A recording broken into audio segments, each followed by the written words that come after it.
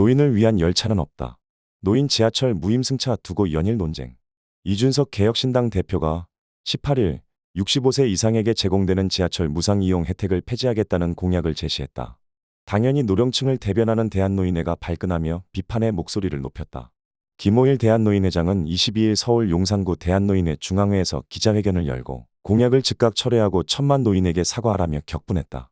노인 지하철 무임승차 제도는 전두환 대통령의 지시에 의해 1984년 도입되었다. 노인복지 향상, 경로사상 고양을 위해 노인의 지하철 운임을 면제하는 방안을 마련하라는 취지였다. 노인들의 지하철 무상 이용을 비판하는 입장의 근거는 매번 유사하다.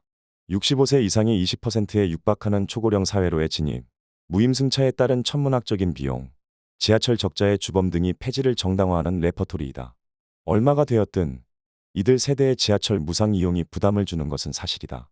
2022년 기준 서울교통공사의 매출은 1조 7,683억 원, 당기순 손실은 6,420억 원이었다. 손실은 서울시의 재정지원금을 반영한 규모로 실제 1조 원대 적자가 발생했다. 무상승차를 폐지하면 노인들의 탑승이 확연히 줄겠지만 그럼에도 탑승 때마다 비용을 지불한 테니 적자를 줄이는데 일부나마 도움이 되긴 할 것 같다. 하지만 무임승차를 폐지하려는 주장이 간과하고 있는 부분이 있다. 노인 지하철 무임승차는 복지에서 가장 뒷전이라고 스스로 느끼는 노인층의 마지막 자존심과도 같은 것이다. 노인들은 이를 대한민국 사회가 빈곤국을 선진국으로 만든 현재 노령층에게 감사 표시를 하고 있다는 가장 선명한 메시지로 받아들이고 있다. 애들이라도 잘 살아야지라는 자기 세뇌가 노인층이 다른 세대에 비해 덜 요구하게 된 요인일 것 같다.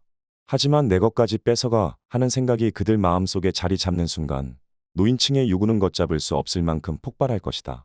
무임승차마저 노인들로부터 뺏는다면 우린 왜 어린이와 여성 그리고 장애인 등이 누리는 복지만큼 받지 못하는가라는 반발이 커질 것이다. 이후 노인들은 더 큰 복지를 쟁취하기 위해 적극적인 활동을 펼칠 것이 분명하다. 65세 이상 노인 인구는 전체 인구의 18.4%, 약 950만 명으로 정치공학적인 표 계산으로만 따지면 한국에서 가장 영향력이 큰 집단이다. 이 집단은 2030년 1306만 명, 2040년 1724만 명으로까지 증가할 것으로 예상된다. 더군다나 시간이 지나면 지날수록 노인층의 정치적 영향력이 커질 것이다. 현재 노인층 다수가 디지털 기기 사용에 있어 능숙하지 못하고 그러다 보니 온라인 공간을 통한 정치 세력화 부분에서 실제 영향력보다 덜 대표되는 것이 사실이다.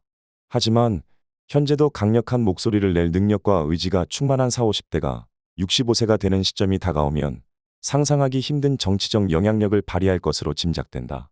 그런 상황에서 노인 지하철 무임승차는 사회가 아직 목소리를 작게 내는 노인 세대를 달래고 있는 명분이다. 대한노인회에서는 출퇴근 시간은 요금을 내는 방안도 긍정적으로 수용을 하려고 한다며 무임승차가 단순히 돈의 문제만은 아니란 점을 분명히 했다. 혼잡하지 않은 시간에만 지하철을 이용해 사회적 부담을 최대한 줄이겠다는 노인회의 자세는 복지를 요구할 때 지하철은 당연하고 버스와 택시까지 무상으로 해달라는 식의 요구를 하는 다른 집단을 부끄럽게 만들고 있다. 노인들이 자기 목소리를 능력만큼 낸다면 어떤 정치인도 감당할 수 없다. 선거에서 이기기 위해선 해달라는 대로 다 해주어야 한다. 노인 무임승차 폐지는 60대 이상은 투표 안 해도 괜찮다. 집에서 쉬셔도 된다는 발언처럼 노인들의 자존심을 부수는 주장이다.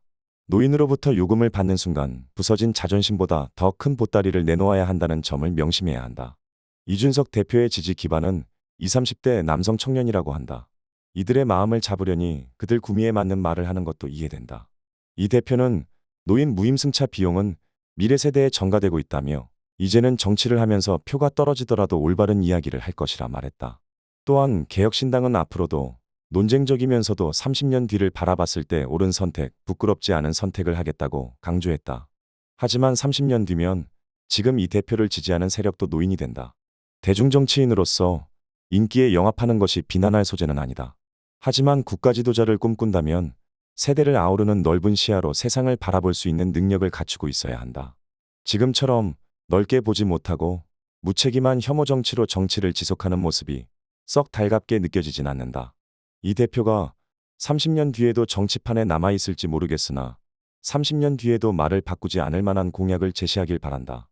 텔레그래프 코리아